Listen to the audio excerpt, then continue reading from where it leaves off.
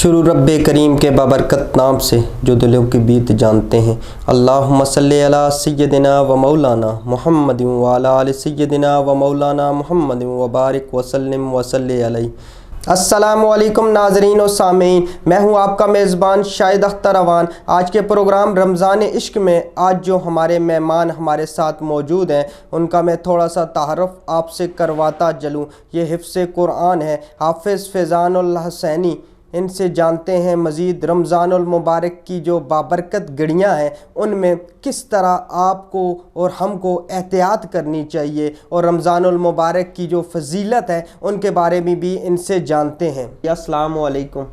وعلیکم السلام ورحمۃ اللہ وبرکاتہ۔ سب سے پہلے حافظ صاحب آپ کو ہم اپنے پروگرام رمضان عشق میں خوش آمدید کہتے ہیں۔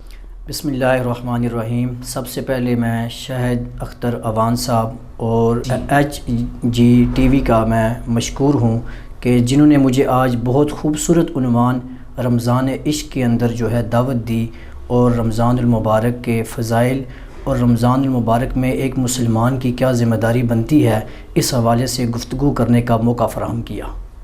اچھا، رمضان المبارک جو ہی شروع ہوتا ہے تو ہم دیکھتے ہیں کہ پورے اہل اسلام میں وہاں پہ ایک دوسرے کے لیے رمضان کے حوالے سے دکھلاوا تو ضرور نظر آتا ہے، لیکن حقیقت میں ہمیں وہ چیز نہیں نظر آتی جو ہونی چاہیے۔ بسم اللہ الرحمن الرحیم۔ شاہد اختر اوان بھائی، آپ نے بہت خوبصورت جو ہے بات کی ہے کہ ریاکاری اور دکھلاوا اور رمضان المبارک، کوئی بھی عبادت ہو، چاہے وہ رمضان المبارک میں ہو یا رمضان المبارک کے علاوہ ہو، چاہے وہ نماز ہو، چاہے وہ روزہ ہو، چاہے وہ زکوٰۃ ہو، چاہے وہ حج ہو، یا کسی کے ساتھ حسن سلوک ہو، یا اللہ کے راستے میں زکوٰۃ ادا کرنا ہو، اپنے مال کو اللہ کے راستے میں خرچ کرنا ہو، اگر کسی بھی کام کے اندر ریاکاری اور دکھلاوا آ جائے تو وہ عند اللہ، یعنی کہ اللہ کے نزدیک وہ عبادت مقبول نہیں رہتی۔ تو رمضان المبارک کا جو مقدس مہینہ ہے یہ ہمارے تزکیہ جو ہے ہمارے نفس کا کرتا ہے، اور رمضان المبارک کی آمد کی وجہ بھی یہی ہے کہ ایک مسلمان جو ہے ان اعمال کو، جو اعمال صالحہ کہلاتے ہیں، اس کی طرف راغب ہو، اور ہر وہ کام جس میں اللہ پاک کی ناراضگی ہوتی ہو اس سے بچنے کی پوری کوشش کرے۔ اچھا، دوسری بات رمضان المبارک میں ہم نے دیکھی ہے کہ جو غریب ہے اس کے ساتھ وہ تعاون نہیں ہوتا، اور خاص طور پہ مستحق افراد جو کسی کے سامنے ہاتھ نہیں پھیلانا چاہتے وہ کسی کے سامنے ہاتھ نہیں پھیلاتے، لیکن ان کے گھروں میں وہ جا کے راشن تقسیم نہیں ہوتا جس طرح ہونا چاہیے۔ بہت اچھی بات کی آپ نے۔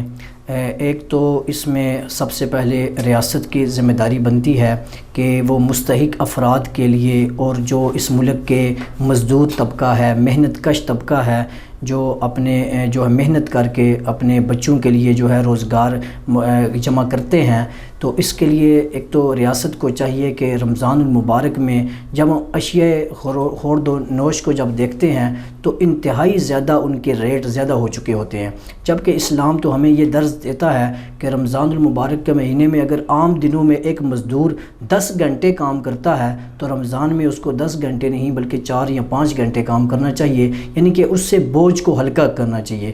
اسلام انسانوں کے لحاظ سے ہی کیا بلکہ ایک جانور کے اوپر بھی اس کی ضرورت اور جو اس کی طاقت ہے اس سے زیادہ وزن ڈالنے پر بھی اسلام جو ہے منع کرتا ہے۔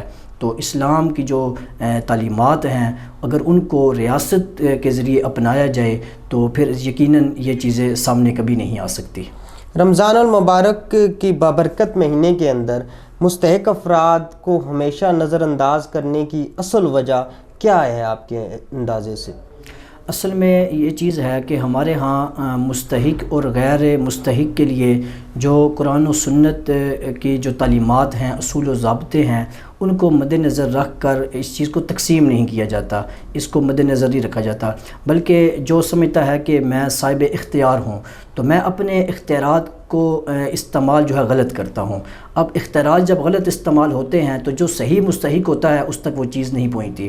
بہت ساری جگہوں پر دیکھنے کو ملتا ہے کہ راشن تقسیم ہوتا ہے لیکن وہ راشن اس بنیاد پہ تقسیم کیا جاتا ہے کہ یہ میرا بھائی ہے، یہ میرا کزن ہے، یہ میری گلی میں رہنے والا ہے، جبکہ یہ کوئی بنیاد نہیں ہے۔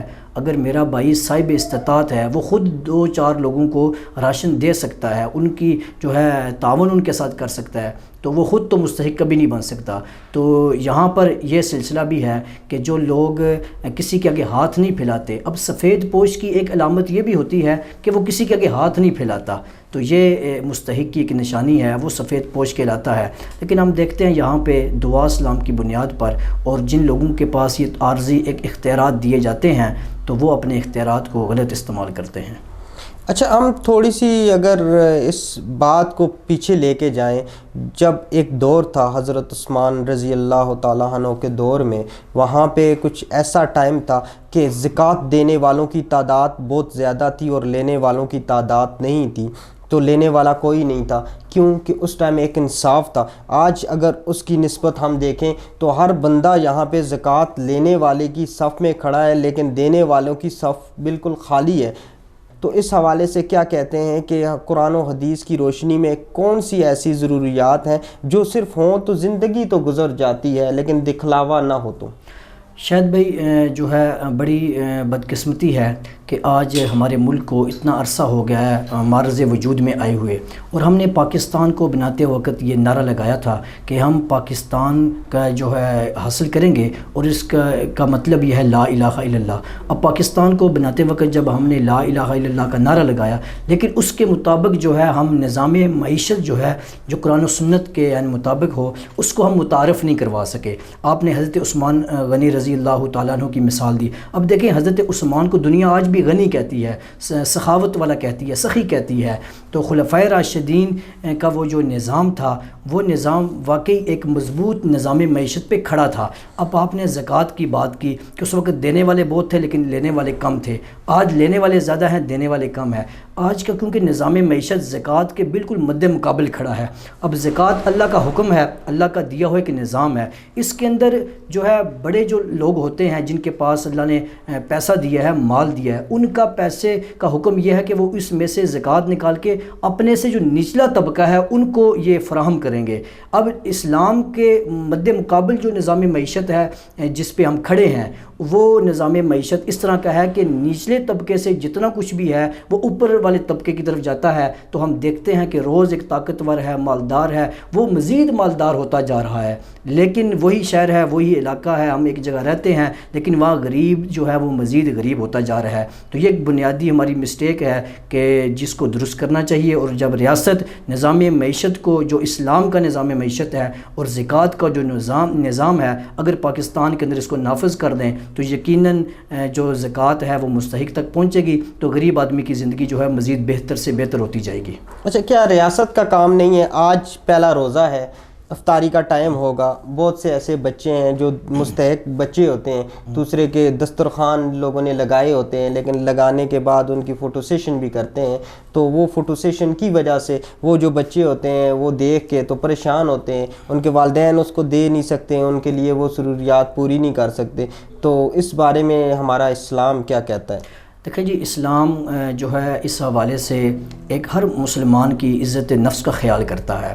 اب ایک بیوہ خاتون ہے یا یتیم بچی ہے یا ایک یتیم بچہ ہے، ٹھیک ہے، اس کے اوپر شفقت کا معاملہ ریاست کو بھی کرنا چاہیے، اہل علاقہ کو بھی کرنا چاہیے، صاحب ثروت حضرات کو بھی کرنا چاہیے۔ اب ایک آٹے کا جو تھیلا ہے وہ ہم دے دیں کسی کو، اور دینے کے ساتھ ایک آٹے کے تھیلے کے ساتھ 10 لوگوں نے اس کے ساتھ ہاتھ لگایا ہوتا ہے۔ اب ہاتھ لگا کے کسی کا ہاتھ بھی نہیں ٹچ ہوتا اس کے ساتھ، اور وہ دنیا کو بتا رہے ہوتے ہیں کہ ہم 10 لوگوں نے مل کر ایک بیوہ کو جو ہے اس طریقے سے آٹا دیا ہے، اور اس کا فوٹو سیشن ہوتا ہے۔ تو اسلام اس چیز کی قطعاً اجازت نہیں دیتا کہ آپ اس طریقے سے کسی کی دل آزاری کر کے یا عزت نفس کو اچھال کر آپ کسی کو 2 کلو چینی دے دیں، 1 کلو کھجور دے دیں، یا کسی کے عزت نفس کو آپ خراب کر کے پھر آپ یہ کام کریں۔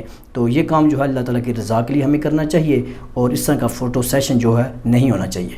شکریہ، آپ نے آج جو ہماری جو ٹرانسمیشن ہے رمضان عشق اس میں آئے اور وہ معلومات ہمارے ناظرین تک پہنچائی۔ شکریہ جی، آپ کا بھی بہت بہت شکریہ، HDTV کا شکریہ۔